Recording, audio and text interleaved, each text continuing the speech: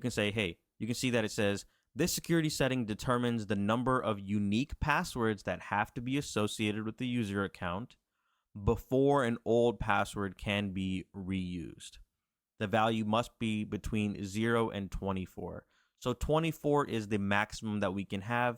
It's already set to that. Let's keep it at that. So that's essentially saying, hey, a user would have to have changed the password 24 times, and on the 25th time that they're changing the password, can they use the old password that they used at the very beginning? So we're going to hit OK because that's an OK setting we want to enforce. Maximum password age. Right now it's set to 42 days.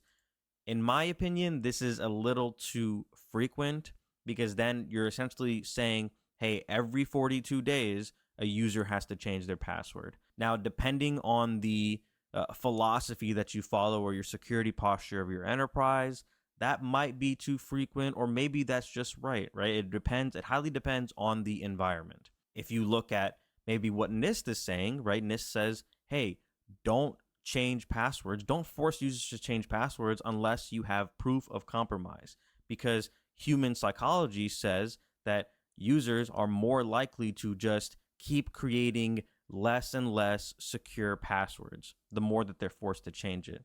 So don't make them change it. Make them have a secure password to start with, but don't make them change it, because then they're going to get annoyed. You're creating more friction. They're going to start creating less secure passwords. So again, it depends on your philosophy and how you're running your environment.